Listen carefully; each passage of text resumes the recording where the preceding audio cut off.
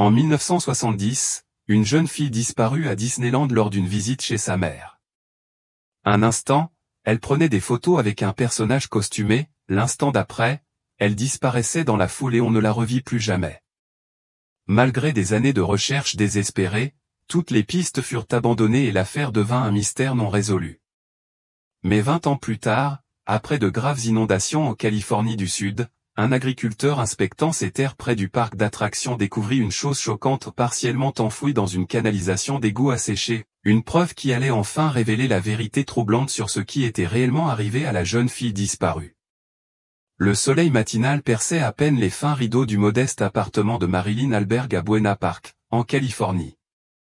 Les murs, autrefois blancs, avaient jauni avec le temps, et le linoléum montrait des traces d'usure dues à des années de passage. Un bruit sourd provenant de l'appartement voisin la réveilla en sursaut, suivi du grincement des meubles sur le sol, de voix étouffées et du bruit occasionnel d'un objet tombé. De nouveaux voisins, soupira Marilyn en se redressant dans le lit étroit qui grinçait à chaque mouvement. Le poids dans sa poitrine au compagnon constant de 20 ans pesait plus fort ce matin-là. Ce n'était pas le bruit qui la dérangeait vraiment, mais ce que ces sons représentaient, la vie qui avançait, les gens qui prenaient un nouveau départ, tandis qu'elle restait figée dans le temps, prisonnière de ce jour horrible de 1970 où Charlotte, 8 ans, avait disparu à ce qui était censé être l'endroit le plus heureux du monde, Disneyland. En écoutant le vacarme de la porte d'accent grave côté, des souvenirs lui revinrent. Elle possédait autrefois une maison ou une vraie maison avec un jardin, 2 chambres et un garage. Elle se trouvait dans un quartier pas très loin d'ici, mais la maison avait disparu.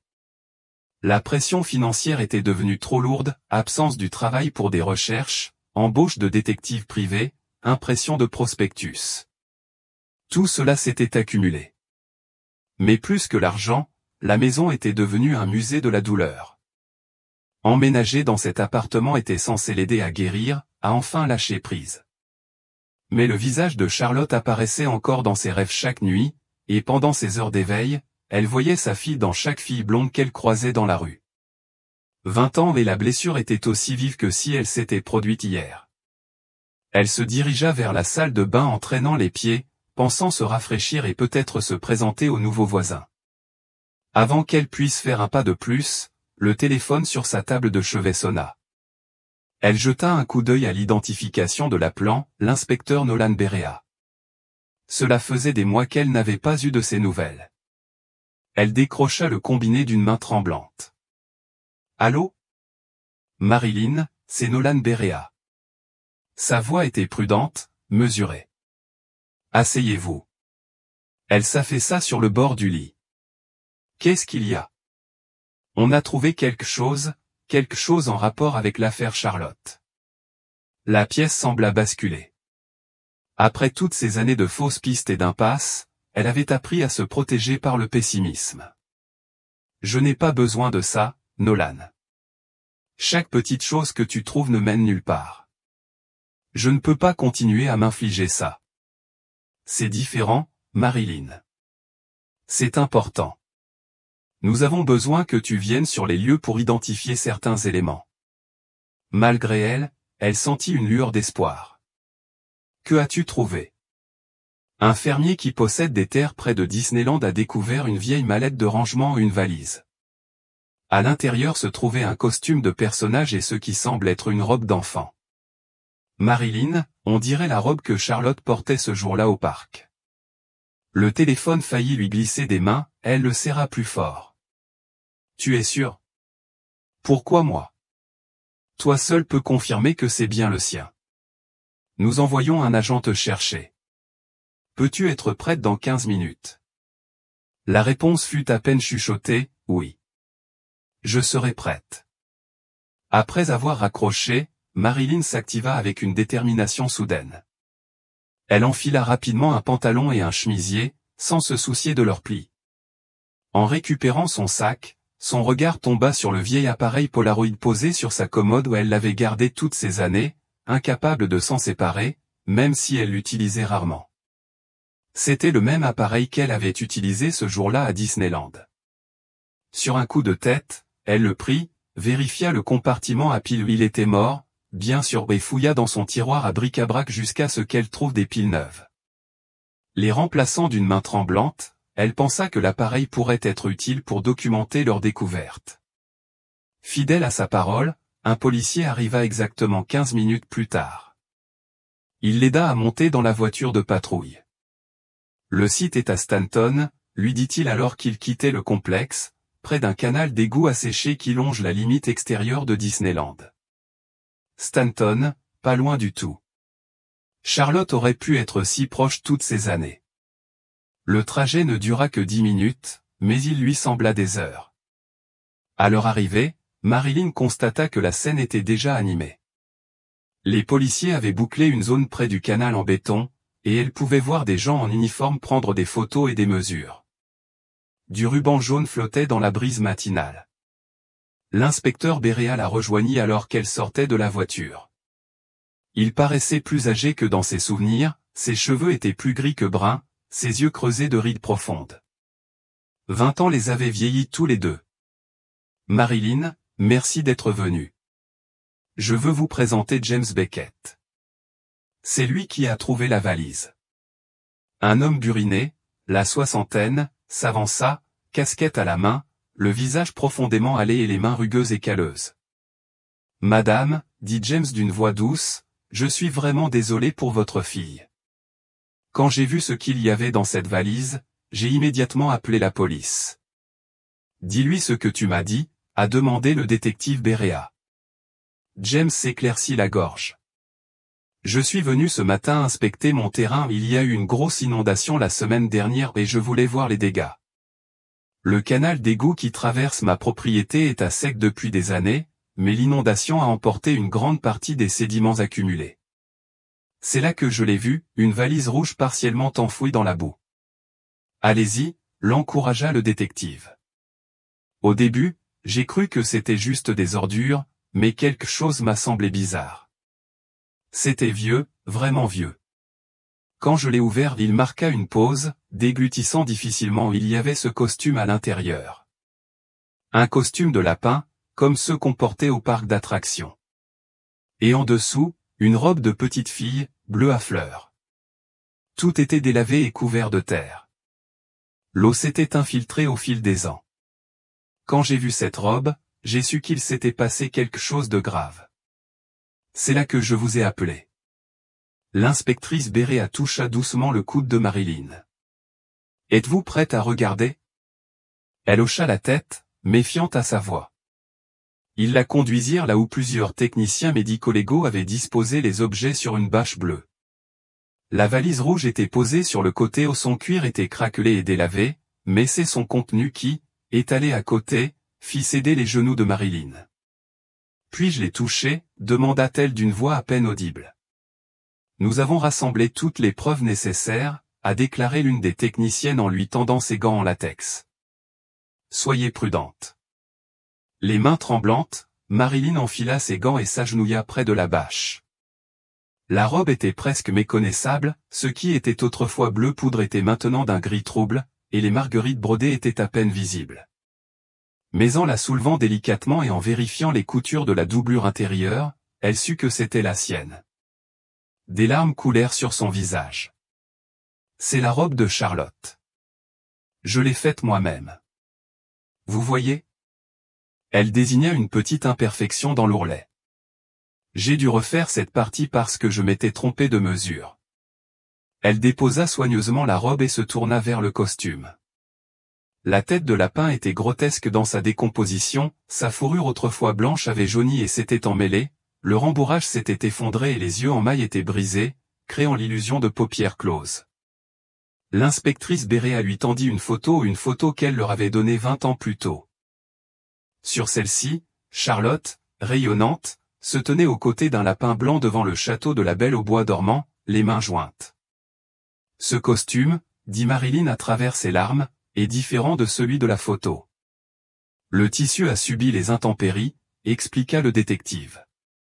20 ans d'exposition à l'humidité et à la saleté. Le rembourrage a rétréci, les matériaux se sont dégradés. Elle pouvait voir les vestiges de ce que cela avait été, un ruban rose autour du cou, maintenant délavé et taché, les restes d'une chemise décorée de cœurs, un pantalon en velours qui s'était presque désintégré. Un technicien médico-légal s'est approché. Nous n'avons trouvé aucune empreinte digitale, ni à l'extérieur ni à l'intérieur, l'eau les a emportés. Marilyn sortit son Polaroid. Les policiers parurent surpris, mais elle expliqua, pour ma part, même si nous ne la retrouvons pas, je tiens à me rappeler que nous avons trouvé ces objets. Elle prit plusieurs photos, le flash illuminant les tristes objets. Chaque image émergea lentement de l'appareil, et elle les glissa soigneusement dans son sac à main, gardant enfin précieusement ce morceau de l'histoire de sa fille. Accompagnée d'un souvenir ou d'une prière, l'assemblée sombra dans un silence respectueux. Finalement, à l'approche de midi, les gens commencèrent à se disperser. Chaque membre de la famille et chaque ami ont serré Lévi et Esther dans leurs bras, murmurant des mots de réconfort qui avaient été répétés tant de fois qu'ils semblaient usés comme des pierres de rivière. « On se voit à l'église dimanche », dit Samuel en posant son chapeau noir sur sa tête. « Merci de nous avoir accueillis cette année », a ajouté Rebecca. « C'est tellement important de pouvoir se souvenir d'eux dans une maison, et pas seulement dans la salle de réunion. » C'était l'idée de mère, dit Lévi en jetant un coup d'œil à Esther. Elle pensait qu'être ici, là où Aaron a passé tant de temps, nous rapprocherait de la compréhension. Les buggy s'éloignèrent sur l'allée de gravier, jusqu'à ce qu'il ne reste plus que Lévi et sa mère. Esther commença à rassembler les photos et les papiers, ses gestes étant prudents et réfléchis. « Je t'aiderai à remettre les meubles, proposa-t-elle. « Non, maman. Repose-toi.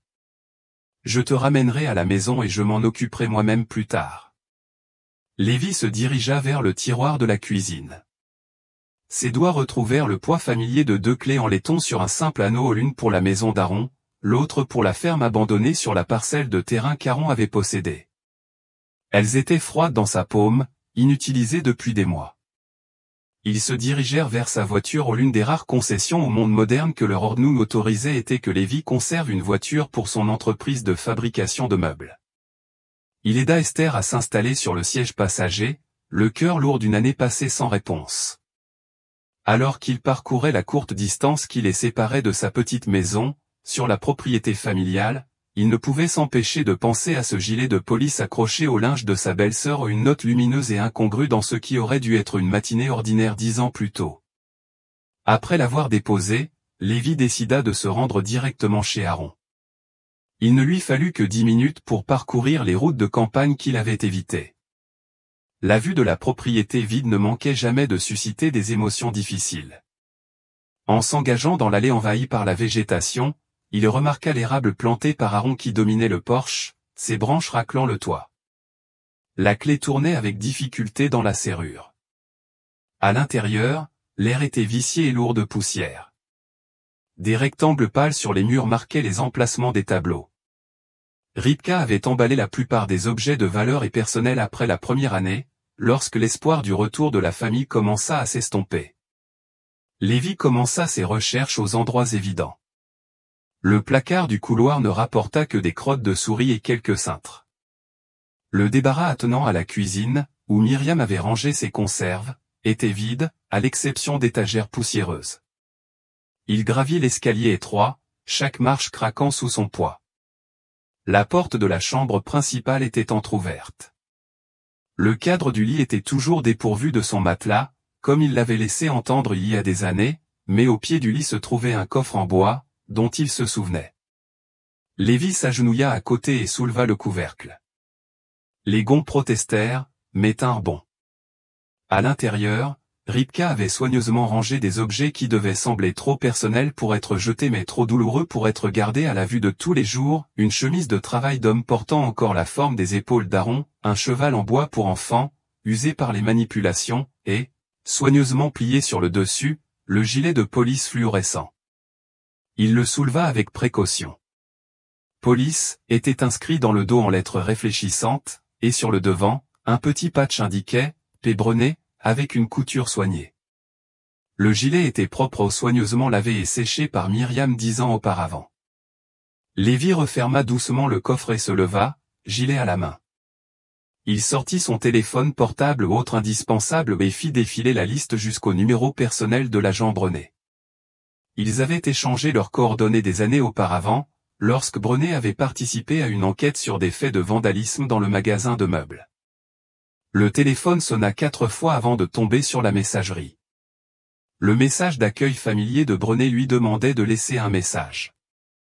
Lévy raccrocha sans rien dire, expliquer cela par un enregistrement lui semblait déplacé. Il envisagea d'appeler directement le commissariat, mais hésita. Les Amish entretenaient une relation respectueuse avec les forces de l'ordre anglaises, mais distante.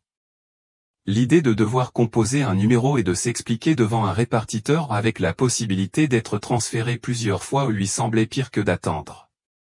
Mieux valait gérer la situation en face à face, comme il le faisait. Lévy glissa le gilet sous son bras et redescendit.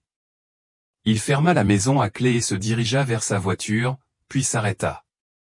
Quelque chose le taraudait, une vieille conversation avec Aaron, des années avant la disparition. Son frère avait évoqué la pression exercée par des promoteurs souhaitant acheter le terrain pour un projet. Curieux de savoir si ses plans avaient abouti, Lévy fit le tour de la maison. Depuis le porche, la vue montrait des terres agricoles inchangées s'étendant à perte de vue. Quel que soit le projet d'aménagement, il ne s'est jamais concrétisé. Les mêmes clôtures à perches délimitaient les propriétés, le même bosquet de chênes montait la garde à l'extrémité du terrain d'Aaron. 10 ans et rien n'avait changé. Il retourna à sa voiture, déposa soigneusement le gilet sur le siège passager et se fit un devoir d'inspecter la ferme. Ces propriétés ne pouvaient pas rester abandonnées indéfiniment. Le commissariat de New Holland était un modeste bâtiment en briques à la sortie de la ville, son drapeau américain flottant dans la brise de l'après-midi. Lévy se gara prudemment et franchit les portes vitrées, son gilet sous le bras. L'intérieur sentait le café et le cirage, un jeune policier était assis derrière le comptoir de la réception. « Bonjour, dit Lévy. Je cherche l'agent Paul Brenet. Est-il disponible ?» L'officier de service, dont la plaque indiquait « Jenkins », leva les yeux.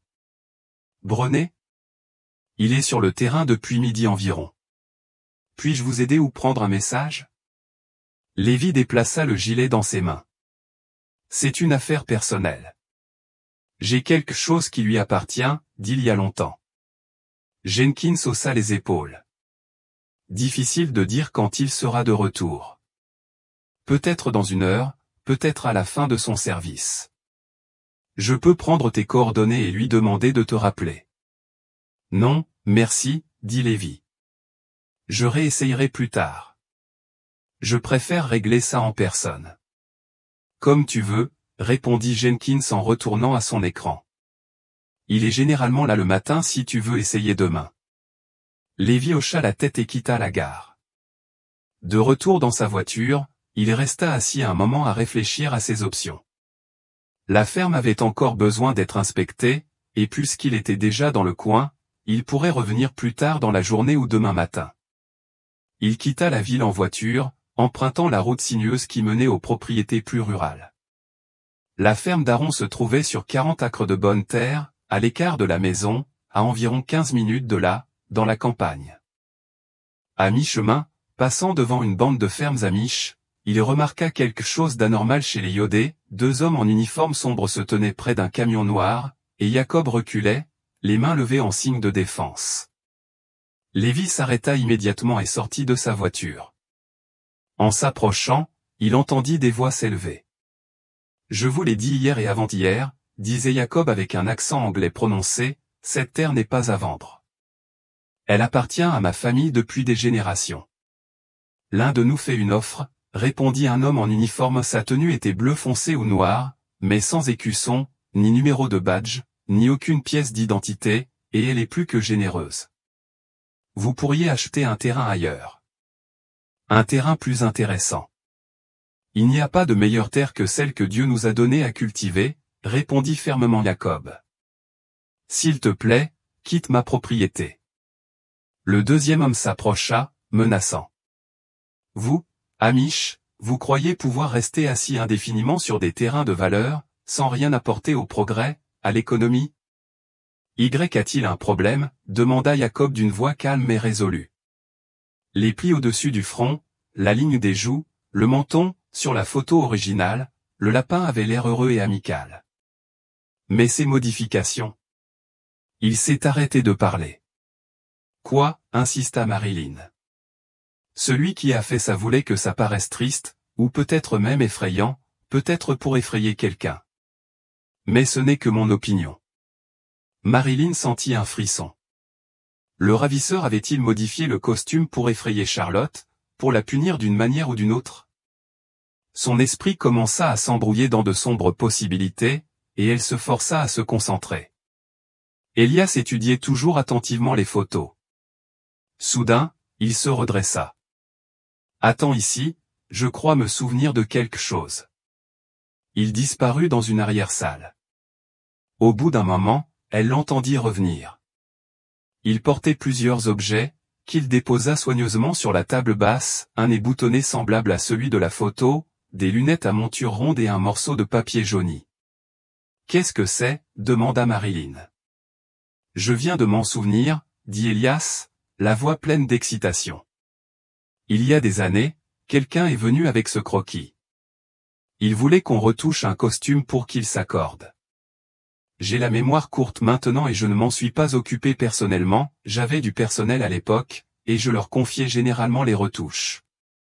Mais quand j'ai vu ces lunettes et ce nez sur ta photo, ça m'a rafraîchi la mémoire. J'avais encore ces articles en stock, et en vérifiant au dos, j'ai trouvé ce croquis. » Marilyn examina le croquis. Il était identique au costume modifié, même expression triste, même modification. « Avez-vous des traces de la personne qui a commandé cela » demanda-t-elle avec urgence. « Des reçus, les coordonnées du personnel. » Elias soupira. « Je peux te donner mes anciens contacts et j'aiderai volontiers la police. Mais les reçus papier. » Il fit un geste autour de la boutique encombrée. « Je les ai jetés il y a des années. Il y en avait des milliers, et j'avais peur des termites. Regarde cet endroit, du bois, du tissu, du papier partout. C'est le paradis des termites. » Le cœur de Marilyn se serra, mais Elias leva un doigt. « Il y a peut-être de l'espoir. Mon fils Benjamin a des besoins spécifiques, on lui a diagnostiqué un trouble obsessionnel compulsif à l'adolescence, mais il est doué en informatique. Avant que je ferme boutique, il saisissait tous nos anciens dossiers dans Lotus 1-2-3. Je lui ai alors acheté un ordinateur coûteux, pensant qu'il pourrait se construire un avenir dans l'informatique. Est-ce qu'il a fini de tout saisir? Honnêtement, je ne sais pas. Il y avait tellement de reçus. Mais si vous cherchez une chance de retrouver cette commande, Benjamin est votre meilleure option. Où puis-je le trouver? Benjamin Crara travaille le matin à l'épicerie Freshfields, ici à Santa Ana. Elias nota l'adresse. Conserve ce croquis, il pourrait aider Benjamin à retrouver le disque plus rapidement. Marilyn prit le papier avec gratitude. Merci beaucoup. Je vais prévenir la police. Accepteriez-vous de leur communiquer ces coordonnées? Bien sûr, dit Elias chaleureusement. Je ferai tout pour aider à retrouver votre fille. Marilyn monta dans sa voiture, les mains encore tremblantes d'excitation après cette découverte. Elle déposa soigneusement le croquis sur le siège passager et démarra le moteur. L'épicerie Freshfields était un magasin de taille moyenne, plus grand qu'un marché de quartier, mais pas tout à fait un supermarché. Le parking était à moitié plein, avec la foule des clients de l'après-midi.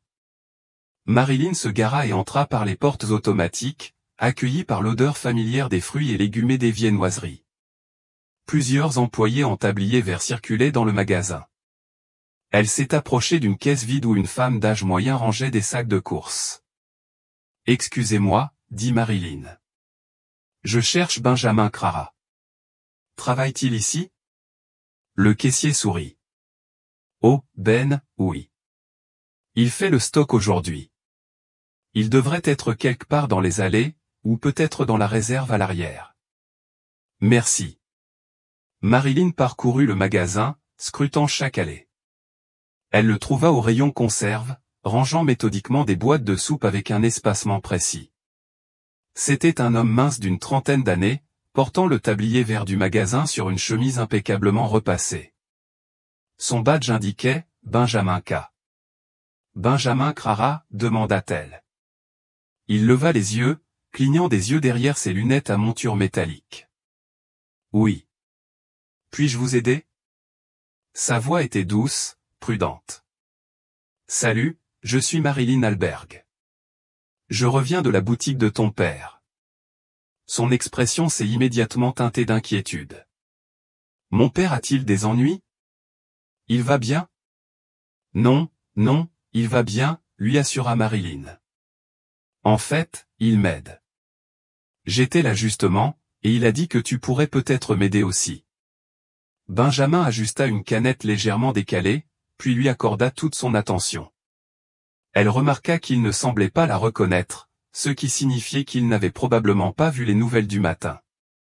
Vous voyez, commença Marilyn en choisissant soigneusement ses mots, je cherche des informations sur une retouche de costume qui aurait pu être effectuée dans la boutique de votre père il y a des années. Il a demandé, tu as numérisé tous les anciens reçus ? Son visage s'est illuminé de fierté. Oui, je l'ai fait, je les ai tous saisis dans Lotus 1-2-3. Ça m'a pris 2 ans, mais je les ai tous récupérés. En fait, a-t-il ajouté, j'envisage de tout convertir en Microsoft Excel. C'est de plus en plus populaire et les fonctionnalités sont supérieures, mais je n'ai pas encore eu le temps. Seriez-vous prêt à vérifier votre base de données pour une transaction spécifique ?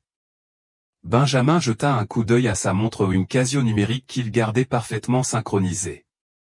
Je serais ravi de vous aider, mais je suis toujours de service. Je termine à 14 heures, ce qui est dans. Il vérifia à nouveau. 28 minutes et 43 secondes. J'ai mon ordinateur portable dans mon casier, on pourra regarder à ce moment-là, si ça te convient. Ce serait merveilleux, dit Marilyn. Merci beaucoup. Benjamin hocha la tête et retourna à ses boîtes de soupe, en ajustant celles qui avaient bougé pendant leur conversation. Je te retrouve devant le magasin à 14 heures précises. Marilyn avait 30 minutes à tuer. Elle décida d'utiliser ce temps de manière productive, poussant un chariot dans les allées et récupérant les produits de première nécessité qu'elle avait repoussés, du pain, du lait, des œufs, de la soupe en conserve. Mais elle n'avait pas vraiment l'esprit occupé à faire les courses, elle regardait sa montre sans cesse, pensant à ce que Benjamin pourrait trouver dans sa base de données. Après avoir payé ses courses, elle les chargea dans sa voiture et s'assit au volant, vitres entr'ouvertes. Le croquis était posé sur le tableau de bord, et elle l'examina une fois de plus, mémorisant chaque détail du visage du lapin modifié. L'idée que quelqu'un ait demandé ce changement et l'ait utilisé pour effrayer ses petites filles la rendit profondément furieuse, mais elle se rappela que sa fille aurait 28 ans à présent, et qu'elle ne pouvait qu'espérer qu'elle soit encore en vie et en bonne santé. Elle mit le croquis de côté et se pinça l'arête du nez, essayant de calmer sa respiration. À 14 heures précises, elle vit Benjamin sortir du magasin, débarrassé de son tablier de travail et portant une sacoche noire pour ordinateur portable. Debout près de l'entrée, il scrutait méthodiquement le parking jusqu'à ce qu'il la repère dans sa voiture. Marilyn ouvrit sa portière pour sortir et, dans son empressement, l'ouvrit en grand sans regarder. La portière faillit percuter celle d'un homme âgé qui venait de se garer à côté d'elle et peinait à sortir. « Oh, halta Marilyn. Je suis vraiment désolé. » Le vieil homme la fusilla du regard, le visage ridé par l'irritation. Une femme, apparemment âgée d'une vingtaine d'années, arriva précipitamment du côté conducteur, avec ses cheveux châtains clairs tirés en arrière en une simple queue de cheval. « Tu vas bien, papa ? Demanda-t-elle anxieusement, en stabilisant l'homme de ses mains douces. « Je vais bien, grommela-t-il en s'appuyant lourdement sur sa canne. Il lança un nouveau regard noir à Marilyn. « Fais attention où tu vas, d'accord ? » « Je suis vraiment désolé, » répéta Marilyn en reculant pour leur laisser plus de place. « Allez-y, s'il vous plaît. » Elle attendit que la femme aide le vieil homme à contourner les voitures et à se diriger vers l'entrée du magasin. Ce n'est qu'après leur passage qu'elle sortit complètement de son véhicule et se dirigea vers Benjamin. « Je m'excuse de vous avoir fait attendre, dit Benjamin en ajustant le sac de son ordinateur portable sur son épaule.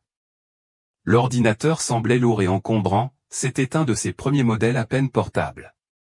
Pas du tout, lui assura Marilyn. Où devrions-nous travailler? Benjamin la conduisit sur le côté de l'épicerie, où un petit jardin avait été aménagé avec une longue table de pique-nique en bois pour les clients souhaitant se reposer ou manger leurs courses.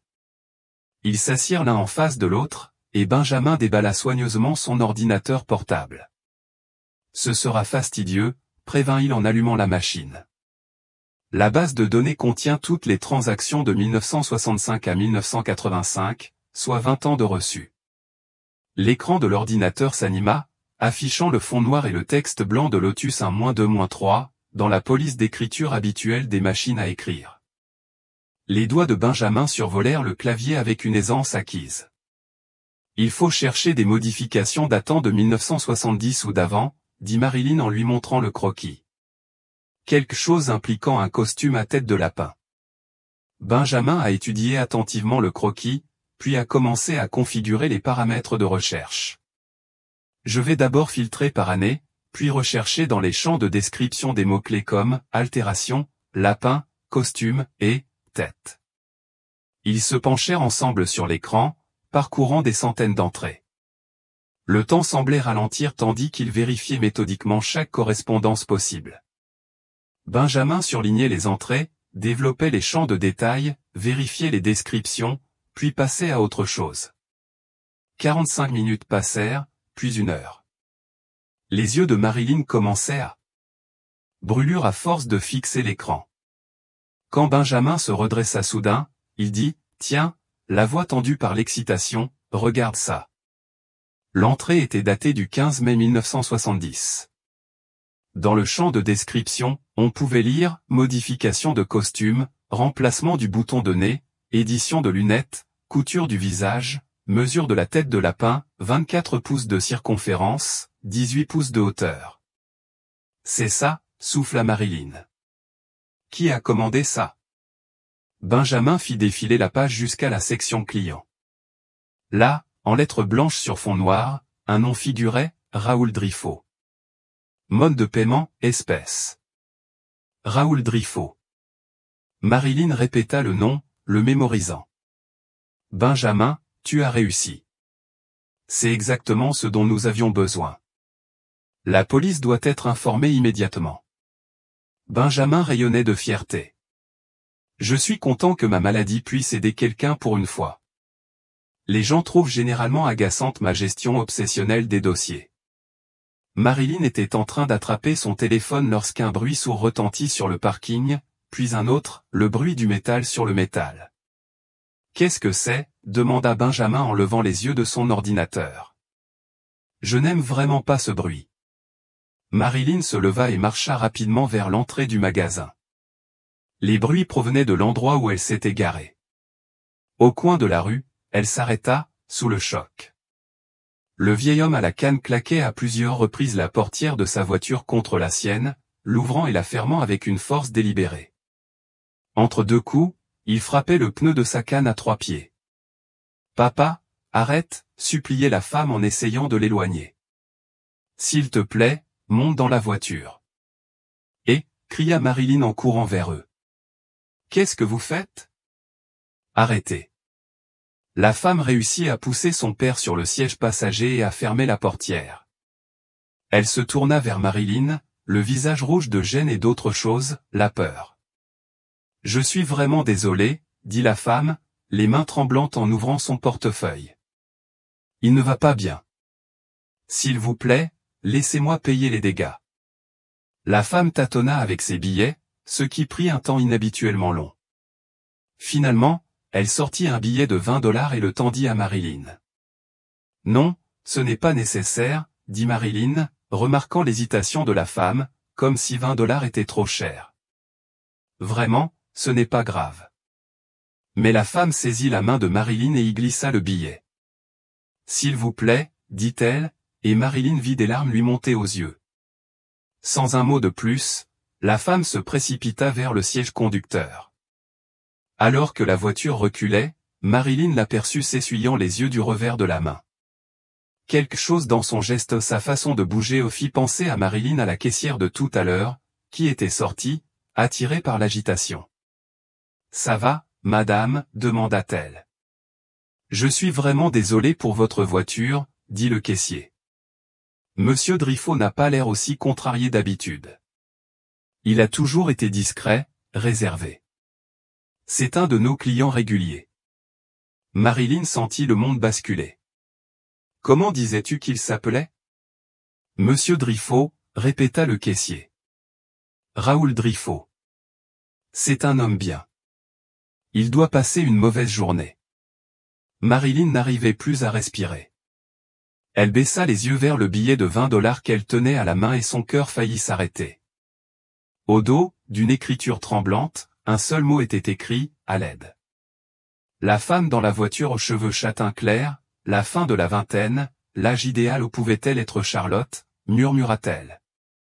Mais la voiture avait déjà disparu dans la circulation. Benjamin les avait rejoints, sacoche d'ordinateur à la main.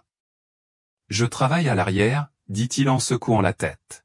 « Je n'ai jamais connu le nom d'aucun client. » Les doigts tremblants, Marilyn composa le numéro de l'inspectrice Béréat. Dès qu'il décrocha, ses paroles jaillirent dans un tourbillon frénétique.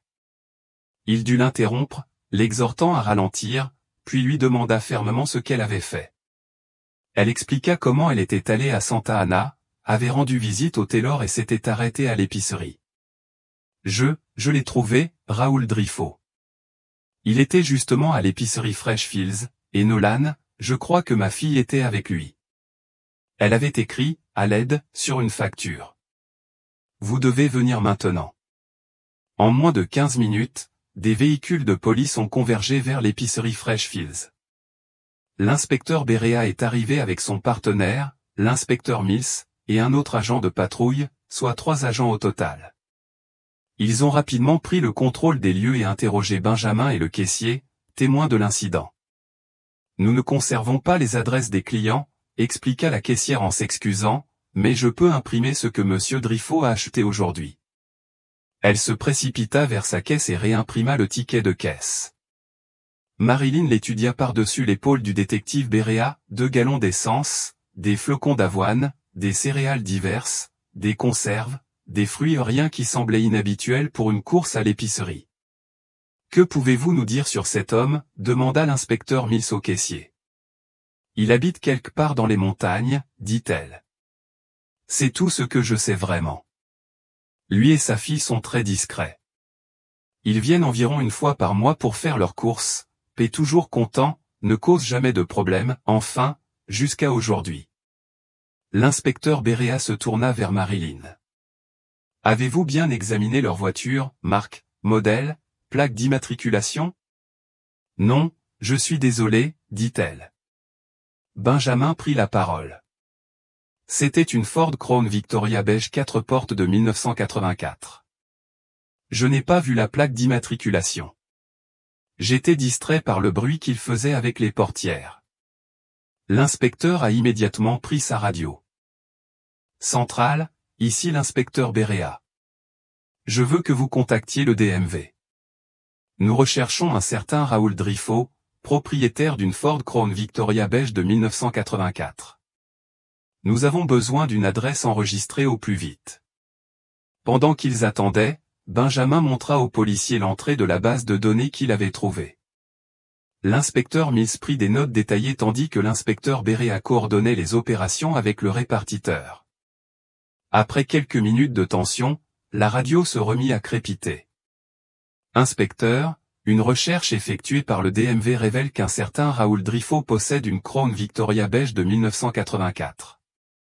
Son adresse enregistrée est le 4786 Mountain View Road, Majeska Canyon. Voilà notre piste, dit l'inspecteur Béréat. Allons-y. Marilyn se précipita vers sa voiture. Benjamin hésitait à sa fenêtre. Puis-je venir ? Je me sens investi maintenant, je veux aider. Montez, dit Marilyn sans hésiter. Ils formèrent un convoi, suivant les voitures de police, s'engageant dans les contreforts. La route montait progressivement, laissant derrière elle l'étalement urbain. Les maisons se faisaient plus rares et plus espacées, et les chaînes se pressaient plus près de la route. L'adresse les conduisit à une maison délabrée, en retrait de la route. L'endroit semblait abandonné, fenêtres sombres, peinture écaillée, mauvaise herbe poussant assez haut pour atteindre la porte d'entrée. Aucune voiture en vue. L'inspecteur Mills inspecta attentivement la propriété avant d'emménager. Il s'avança sur la pelouse envahie par les mauvaises herbes, appelant une fois, puis une fois plus fort. Ne recevant aucune réponse, il s'approcha de la porte d'entrée, testa la poignée et regarda à travers les fenêtres poussiéreuses. Au bout d'un moment, il recula et secoua la tête. Cela ne semble pas habité, a observé le détective Mills, faisant signe à ses officiers de commencer un balayage du périmètre. Mais Benjamin avait déjà remarqué quelque chose. « Regardez », dit-il en désignant l'allée de terre. « Des traces de pneus fraîches. Quelqu'un est passé ici récemment. » L'inspecteur Béréa s'accroupit pour examiner les traces. Bonne observation. Il a raison. Elle date peut-être de 2 jours, 3 tout au plus.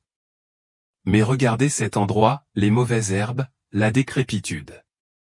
Personne n'y vit régulièrement depuis des années. Drifo a dû venir chercher ou cacher quelque chose. Il se leva et retourna à sa radio. Centrale, nous avons besoin de renforts au 4786 Mountain View Road. Commencez également les démarches pour un mandat de perquisition. Le suspect n'est pas sur les lieux, mais il était là récemment. Ces pistes mènent à la sortie. L'inspecteur Mills remarqua les traces du regard. Alors c'est là qu'on va. L'inspecteur Béréa décida, tout le monde à vos véhicules. Suivez les traces, mais restez derrière nous. Conduisez prudemment, ces routes de montagne peuvent être dangereuses. Ils poursuivirent leur poursuite, suivant les traces de pneus tandis que la route s'enfonçait dans les montagnes. Le terrain devenait de plus en plus accidenté, avec d'épaisses forêts de chênes s'étendant de chaque côté et ne laissant apparaître que de rares habitations isolées à travers les arbres. Ces cabanes ont l'air vieilles, fit remarquer Marilyn à Benjamin. Elles datent des années 1930, 1940, vu leur style. On s'enfonce dans le canyon de Majesca, en plein dans les montagnes de Santa Ana. Benjamin hocha la tête et agrippa la poignée de la porte tandis que Marilyn abordait un virage particulièrement serré. C'est isolé, ici, l'endroit idéal pour cacher quelqu'un. Finalement, les traces de pneus les ont conduits là où la route goudronnée a cédé la place au gravier. Les traces sont devenues plus difficiles à suivre, entrecroisant celles des autres véhicules. La voix de l'inspecteur Béréa retentit à la radio. On va fouiller la zone. La voiture n'a pas dû aller bien loin. Restez à proximité et ne vous éloignez pas seul. D'autres voitures de patrouille arrivèrent en renfort, leur présence rassurante dans l'ombre grandissante de la fin d'après-midi. Les policiers se déployèrent, inspectant les routes secondaires et les allées cachées. Le temps semblait s'estomper tandis que les recherches se poursuivaient. Ils frappèrent aux portes des quelques cabanes habitées qu'ils trouvèrent, s'enquérant de Raoul Drifo, mais personne ne semblait connaître son nom, ce qui laissa perplexe tout le monde dans une si petite communauté de montagne. Les voisins se connaissaient généralement. Ils atteignirent enfin le bout de la route carrossable. Au-delà s'étendait un sentier pavé, barré par un lourd portail métallique. Un panneau indiquait « Forêt nationale de Cleveland réservée au personnel autorisé ». L'inspecteur Béréa examina le portail et testa le lourd cadenas. C'est bien verrouillé. C'est un terrain fédéral, plus loin. Le visage de Karl devint blanc. Je ne sais pas de quoi tu parles. C'est une erreur. La seule erreur, c'est toi, dit Marie en lui lisant ses droits tout en le guidant vers une voiture de patrouille. Pendant ce temps, l'équipe tactique avait pénétré dans le hangar du générateur. Jacques et Marie s'approchèrent tandis que les policiers en sortaient avec des suspects menottés ou des hommes à l'air dur qui irradiaient de violence même en garde à vue. L'intérieur du hangar révéla immédiatement sa véritable fonction. Un escalier menait à un sous-sol baigné d'une odeur nauséabonde de produits chimiques. Le laboratoire de méthamphétamine était vaste, appareil en verre, éléments chauffants, cuve de précurseurs chimiques de qualité professionnelle, capables de produire des quantités massives. Dans une pièce annexe, ils trouvèrent d'autres victimes, des femmes de l'adolescence à la trentaine, toutes portant des signes de captivité et de maltraitance. Une policière leur parla doucement en espagnol, les assurant de leur sécurité. L'une des femmes plus âgées, plus courageuse que les autres, prit la parole. « On travaille au labo où on emballe, on nettoie. Mais les jeunes. » Elle fit un geste vers les adolescentes. « Ils les gardent pour des occasions spéciales ou pour les nouveaux clients. Les nouveaux partenaires. Une récompense mensuelle pour les policiers qui les aident. » Jacques dut sortir, luttant contre la nausée. C'était plus que de la corruption.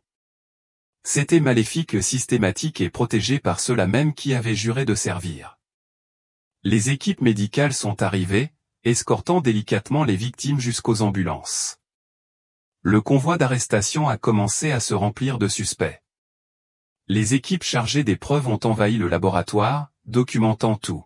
« Il faut récupérer ces restes », dit Jacques à Marie. « Avant que quelqu'un d'autre ne s'en mêle. » Ils trouvèrent un autre officier pour les accompagner et retournèrent à l'endroit où Karl avait creusé sa tombe à la hâte. La terre remuée était encore visible aux yeux des connaisseurs. À l'aide de la pelle abandonnée de Karl, ils déterrèrent soigneusement les restes, les transférant dans un sac à preuve avec le respect qu'ils méritaient. « Laura, » murmura Jacques. Après 13 ans, ils l'avaient retrouvée. De retour à leur voiture, les preuves en main, Jacques se souvint d'un autre élément crucial. Il nous faut Belinda Carlsson. Son témoignage est le lien entre tout cela. Marie composait déjà le numéro lorsque Belinda répondit. Sa voix était ferme mais bienveillante. Mademoiselle Carlsson, c'est l'inspecteur Estrada. Nous avons arrêté Karl Bowen et avons des preuves contre Richard Ansley, plusieurs policiers sont impliqués. Il est temps de tenir votre promesse. Il y eut un long silence, puis, Dieu merci. Oui, oui. Je viendrai. Nous envoyons une unité pour vous escorter jusqu'au poste. Jacques saisit la radio. Centrale au besoin d'une unité au 2855 Fairmont Avenue, Pacifica. Escorte de protection pour un témoin. La station d'épuration ressemblait désormais à une zone de guerre, des véhicules de police partout, des suspects en garde à vue, des victimes soignées. Ils avaient découvert quelque chose de monstrueux, caché à la vue de tous, protégé par des badges et la confiance du public. « Rentrons, » dit Marie. « Il est temps d'avoir une vraie conversation avec Richard Ansley. » Le commissariat de Pacifica était plongé dans un chaos contrôlé. Les suspects de la station d'épuration étaient enregistrés, les poignets menottés, le visage renfrogné. Les agents avançaient avec une efficacité éprouvée, ils analysaient les preuves, rédigeaient des rapports, coordonnaient leurs actions avec les différents services. Ils commençaient encore à prendre conscience de l'ampleur de ce qu'ils avaient découvert. Jacques et Marie ont remis leurs preuves au greffier, le sac contenant les restes, l'appel de Karl et des photographies des deux scènes. Chaque objet a été méticuleusement enregistré, la chaîne de possession étant préservée. Dans la salle d'interrogatoire numéro 2, un officier en uniforme leur a dit, « Ansley est déjà là. Le capitaine vous demande à tous les deux de vous occuper de cette affaire. » À travers le miroir sans teint, Richard Ansley paraissait plus petit que Jacques ne l'avait jamais vu. Le superviseur confiant avait disparu, remplacé par un homme en sueur, menotté, dont le regard parcourait nerveusement la pièce. Marie prit les devants, s'installant sur la chaise en face de Richard tandis que Jacques était assis tranquillement à côté d'elle, étudiant l'homme en qui il avait confiance depuis 2 décennies. Cet entretien est enregistré. Sont présents l'inspectrice Marie Estrada, le sergent Jacques Monroe et le superviseur Richard Ansley. Monsieur Ansley, vos droits vous ont été lus. C'est une erreur, dit Richard, mais sa voix manquait de conviction. Quoi que vous pensiez avoir vu, ce que nous avons vu, interrompit calmement Marie, c'est que vous avez versé un pot de vin à Belinda Carlsson cet après-midi. Nous vous avons vu, Karl Bowen et vous, déplacer des restes humains du parc de la vallée de San Pedro. Nous avons suivi Karl jusqu'à un laboratoire de méthamphétamine où il collectait de la drogue et se livrait au trafic de femmes. Madame Carlson a fait une déclaration complète expliquant comment vous l'avez payé pour modifier son témoignage il y a 13 ans. Le visage de Richard passa par plusieurs nuances de pâleur. Vous nous avez suivis du parc jusqu'au centre de soins, confirma Jacques. Nous avons tout vu. Le silence s'installa entre eux. La respiration de Richard devint laborieuse, sa chemise noircissant de sueur. Que s'est-il passé en 1977 demanda Jacques doucement. Qu'est-il arrivé à ma femme? Richard fixa la table un long moment. Lorsqu'il releva enfin les yeux, quelque chose s'était brisé dans ses yeux. Très bien, dit-il. De toute façon, tu sais tout. J'en ai assez de tout ça, 13 ans passés à regarder par-dessus mon épaule, à attendre ce jour. Il prit une inspiration tremblante. Ma meilleure chance maintenant, c'est un accord de plaidoyer, alors voilà, tout. Marie se pencha en avant, un stylo posé sur son bloc-notes. Laura a arrêté une camionnette cette nuit-là, le 18 novembre 1977. Un contrôle routier de routine près des anciens docks industriels de Moss Landing, juste à l'extérieur de Pacifica. Elle l'ignorait, mais cette camionnette transportait une cargaison de méthamphétamine de l'usine de traitement des eaux usées vers les docks pour distribution. Les mains de Jacques se crispèrent sous la table, mais il resta silencieux. Le conducteur a paniqué un coureur de bas étage, probablement sous l'emprise de sa drogue. Il lui a tiré dessus à travers la vitre passager, l'a touchée à l'épaule et l'a fait tourner sur elle-même. Elle était blessée, en sang, mais pas morte. Et ils t'ont appelé, demanda Marie. Ce n'était pas une question. Richard hocha la tête d'un air malheureux. J'étais leur homme de main, depuis 2 ans déjà. Ils payaient bien, et je me disais que je fermais les yeux, que je n'étais pas vraiment impliqué. Mais quand ils ont appelé ce soir-là, il se frotta le visage. J'ai envoyé Karl, je lui ai dit de s'en occuper avant que les renforts ne puissent répondre à sa dernière position. Karl l'a tué, dit Jacques d'une voix rauque. Non, le regarda Richard dans les yeux. Je l'ai fait. Karl aurait voulu appeler une ambulance, tenter de la sauver, mais elle avait vu la camionnette, le conducteur où elle pouvait les identifier, témoigner. Alors Sa voix se brisa. J'ai terminé ce que la fugueuse a commencé. J'ai utilisé sa propre arme. C'est pour ça que la douille correspondait aux munitions du service. La salle d'interrogatoire était silencieuse, à l'exception du bourdonnement de l'équipement d'enregistrement. On a détruit sa radio et sa caméra embarquée, continua Richard, chaque mot semblant le vieillir. On a enterré son corps dans le parc de la vallée de San Pedro, sur le sentier Middle Peak, à 3 kilomètres de là où personne ne va. Les membres du cartel ont emmené sa voiture de patrouille jusqu'à Devils Slide et l'ont poussé dans l'océan. La tempête de cette semaine-là a contribué à la cacher. Le sang dans le coffre, demanda Marie. De l'avoir déplacé. On l'a enveloppé dans du plastique. Il haussa les épaules, impuissant. Jacques retrouva sa voix. Pendant toutes ces années, les mensualités n'étaient pas que de l'argent. Non, admit Richard. De la drogue pour certains types qui utilisaient des filles pour se divertir. L'opération a pris de l'ampleur au fil des ans, de plus en plus de policiers sont intervenus. Des noms, demanda Marie. Richard rit amèrement. Vous voulez des noms? Cette station serait à court de personnel si je vous les donnais tous. Tandis que les noms affluaient, Jacques se sentit mal. La corruption était plus profonde qu'il ne l'avait imaginé. Pas étonnant que la disparition de Laura n'ait jamais été élucidée, la moitié du service s'était employée à la dissimuler. J'ai besoin d'air, dit brusquement Jacques en se levant. Marie le regarda avec inquiétude, mais hocha la tête. Prends ton temps. On n'en a pas fini. Jacques trébucha dans le couloir, les jambes tremblantes. Le poids de 13 années de mensonges dormirent près d'un oreiller vide sans savoir si Laura l'avait quitté ou était morte s'abattit aussitôt. Jacques. Il leva les yeux et vit Belinda Carlson assise sur un banc près des salles d'interrogatoire, les mains jointes nerveusement sur ses genoux. Mademoiselle Carlson, dit-il en s'asseyant à côté d'elle. Merci d'être venue. J'ai fait ma déposition, dit-elle doucement.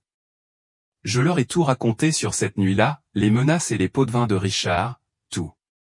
Elle se tourna vers lui, les larmes aux yeux. Je suis tellement désolé. Ce qui t'est arrivé, à Laura, à tous ceux que je connais, est injuste. Je mérite d'être poursuivi. J'ai pris leur argent, j'ai gardé leur secret. Jacques observa son visage buriné, constatant le poids qu'elle portait. On vous a intimidé et réduite au silence. On vous a menacé. Le procureur en tiendra compte. Mais quand même. Tu t'es manifesté au bon moment, l'interrompit doucement Jacques. Ton témoignage nous a aidés à résoudre cette affaire. Ça compte. Peut-être l'immunité, peut-être une négociation de peine, mais dans tous les cas. Il la regarda dans les yeux. Je te suis reconnaissant. Laura peut enfin se reposer, car tu as trouvé ton courage. Ils se sont brièvement embrassés, deux personnes liées par la tragédie trouvant un moment de réconfort. Le sergent Monroe, technicien médico-légal, apparut dans l'embrasure de la porte. Pourriez-vous m'accompagner? Nous avons besoin de vous pour identifier quelque chose. Jacques s'excusa et suivit le technicien jusqu'à la salle d'épreuve. Des tables étaient alignées le long des murs, couvertes d'objets étiquetés provenant des perquisitions du jour. Le technicien le conduisit à une table plus petite où les restes avaient été soigneusement disposés. Nous allons tout envoyer au laboratoire d'État pour des tests ADN, a expliqué le technicien en enfilant des gants en latex, mais nous avons trouvé ceci avec les restes. Il brandit un petit sac de preuves. À l'intérieur se trouvait un pendentif suspendu à une chaîne délicate, ternie mais intacte. Jacques le reconnut immédiatement, le cœur en platine que Laura avait porté tous les jours de leur mariage. Les mains tremblantes, Jacques prit le sac. À travers le plastique, il sentit le poids du métal, sa forme familière. Il le retourna, et il était là, gravé au dos en une élégante écriture, Jacques et Laura pour toujours. Les larmes coulèrent alors 13 années de chagrin se déversant dans la salle stérile d'épreuve. Le pendentif lui donnait une réalité que même la découverte de son corps n'avait pas rendu possible. C'était celui de Laura porté contre sa peau, chérie. Elle ne l'avait pas quitté, elle lui avait été volée. Le technicien recula respectueusement, lui laissant le temps de faire son deuil. Après quelques minutes, Jacques s'essuya les yeux et retourna à la table d'épreuve. Parmi les os, il en remarqua un étiqueté séparément. Nous avons trouvé ça dans la poche de Karl Bowen, a expliqué le technicien. Un os de doigt, il l'a pris comme une sorte de trophée. T'es malade, marmonna Jacques. Ces hommes portaient des insignes, prêtaient serment, ils avaient trahi tout ce que représentaient les forces de l'ordre. Il toucha doucement le sac contenant les os. Je t'ai enfin trouvé, Laura. Tu peux te reposer maintenant. Sergent, dit doucement le technicien, ce que vous avez fait aujourd'hui, c'est sauver ces femmes de l'hôpital. Elles sont actuellement à l'hôpital général de Pacifica, où elles reçoivent des soins. Leur vie compte aussi. Jacques hocha la tête, puisant de la force dans cette vérité. Laura était partie, mais d'autres avaient été sauvés. Il confirma les preuves du test ADN et retourna dans le couloir. Marie sortait tout juste de la salle d'interrogatoire, l'air épuisé mais satisfaite. Il nous a tout donné, a-t-elle dit. Nom, date, origine, contact. Ça va mettre le département en pièces. Bien, dit Jacques fermement. Il faut tout démonter et tout reconstruire proprement. Ils se tenaient ensemble dans le couloir, regardant les suspects être traités, les agents des affaires internes arriver pour commencer leur enquête, et la machine judiciaire avancer. Ce sera une longue bataille, observa Marie. Procès, enquête, traquer tous les policiers corrompus cités par Richard. Le service ne sera plus le même. Il ne devrait plus être le même. Jacques répondit, pas après ça. Marie regarda sa montre. Les victimes du centre, on devrait aller les voir aussi. Recueillir leurs déclarations, mais aussi leur dire qu'elles sont en sécurité maintenant, que tout le monde se soucie d'elles. Jacques hocha la tête. Allons-y. En se dirigeant vers le bureau des arrestations, Jacques réfléchit à ce qu'ils avaient découvert. Le mal avait prospéré parmi eux parce que des gens bien s'étaient tus, parce que ceux qui détenaient le pouvoir en avaient abusé à des fins personnelles. Laura était morte simplement pour avoir fait son travail, arrêté le mauvais véhicule au mauvais moment. Mais la vérité, comme sa voiture de patrouille, finissait toujours par refaire surface. La tempête qui avait fait disparaître les preuves était plus que météorologique.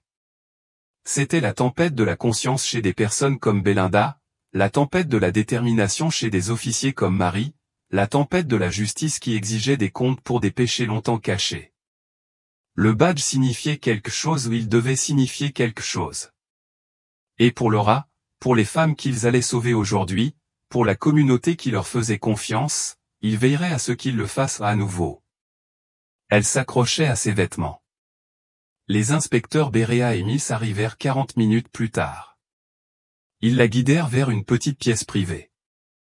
Raoul Driffaut a tout avoué, commença l'inspecteur Berea. Il s'est montré étonnamment coopératif. Cet homme n'a rien à perdre. Il est en train de mourir d'un cancer du poumon au stade 3. Les médecins disent qu'il lui reste peut-être 1 an sans traitement. Il n'a jamais consulté de médecin par crainte d'être exposé. Qu'il meure en prison, dit Marilyn avec amertume. Il nous a volé 20 ans d'agonie et il pourra vivre libre pendant tout ce temps. 1 an de prison, ce n'est pas justice. Si j'avais de l'argent, je paierais moi-même son traitement, je le maintiendrais en vie pour qu'il purge 20 années misérables derrière les barreaux. Votre colère est parfaitement justifiée, dit doucement l'inspecteur Berea. À votre place, je ressentirais la même chose. Il ouvrit son carnet. Driffaut nous a dit qu'il vous observait tous les deux. Il habitait dans votre immeuble le même appartement, en fait avant votre arrivée. Il disait qu'il aimait observer les gens qui y vivaient après lui. Quand vous avez emménagé avec Charlotte, il est devenu obsédé, a poursuivi l'inspecteur Berea. Il disait que Charlotte était douce et belle, qu'il ne pouvait s'empêcher de penser à elle. Marilyn se sentait mal. Il nous traquait ? Oui. Il a appris tes habitudes. Tu allais à Disneyland le premier week-end de chaque mois après ton salaire. Marilyn a confirmé, c'était notre tradition particulière. Il a passé des mois à se préparer. Il a récupéré le costume aux enchères dans un garde-meuble, s'est entraîné à le porter et a appris à connaître le plan du parc. Ce jour-là, Charlotte a pris des photos avec lui avec mon Polaroid. Je voulais lui en donner une copie, dit Marilyn. Mais j'ai refusé. Pourquoi donnerais-je notre photo à un inconnu ? Ça l'a contrarié. Plus tard, alors que tu achetais du popcorn, il est réapparu. Charlotte a reconnu le costume et s'est approchée. Lorsqu'il lui a fait signe, il lui a promis une visite spéciale, un monde secret d'Alice au pays des merveilles que les autres enfants ignoraient et l'a fait sortir par une sortie réservée aux employés. Pourquoi personne n'a vu ? Demanda Marilyn, même si elle connaissait la réponse. La sécurité était minimale par rapport aux normes actuelles, et Raoul avait probablement mémorisé l'horaire et les allées et venues du personnel. Il n'y avait pas de caméra de sécurité à l'époque, et les descriptions des témoins étaient vagues, juste un lapin. L'affaire a été officiellement traitée comme un enfant errant dans la foule, sans preuve concrète d'actes criminels. Disneyland n'a pas reconnu publiquement l'incident. Finalement, la piste a été abandonnée. Que lui est-il arrivé toutes ces années ? Demanda Marilyn, redoutant la réponse. Il l'a emmené dans la première maison que nous avons visitée. Il lui a dit que tu étais morte dans un accident et qu'il l'adoptait de manière informelle. Il lui a fait l'école à la maison vers 12 ans. Elle a vu une affiche de personnes disparues à l'épicerie, c'est à ce moment-là qu'il les a installées au chalet. Elle a tenté de s'échapper à 2 reprises, a déclaré l'inspecteur Berea. Elle a essayé de fuir et s'est perdue dans les bois à chaque fois. Il l'a retrouvée et ramenée à la vie. Il ne l'a jamais frappée, mais la manipulation émotionnelle était constante. Utiliser le costume pour l'effrayer pendant qu'il la droguait n'était qu'une chose, et la rendre complètement dépendante de lui. Finalement, elle a cessé de résister et a commencé à l'appeler papa. À l'âge adulte, il était tout ce qu'elle connaissait. En fouillant la cabane, nous avons trouvé des signes qu'elle prenait soin de lui, des bols de flocons d'avoine près du lit, des draps pour adultes. D'après ce que nous savons, lorsqu'il a appris la nouvelle ce matin, il a pris une décision, plutôt que d'être capturé dans son état, il a choisi d'en finir, de les brûler tous les deux. Était-il? Marilyn ne put terminer sa question. Il nie tout abus sexuel. Nous confirmerons cela avec Charlotte et les médecins, mais son obsession semble être la possession, pas. Marilyn hocha la tête, légèrement soulagée, mais toujours nauséeuse. Ils quittèrent la pièce et trouvèrent Elias Crara assis devant la chambre de Benjamin, les mains jointes. « Comment va-t-il » demanda Marilyn. « On dit qu'il ira bien » dit Elias, les larmes aux yeux. Brûlure, inhalation de fumée, mais rien de grave. Ce garçon, il a sauvé la vie de quelqu'un aujourd'hui. Il a sauvé ma fille, dit Marilyn en prenant les mains du vieil homme. Sans vous deux, rien de tout cela ne serait arrivé.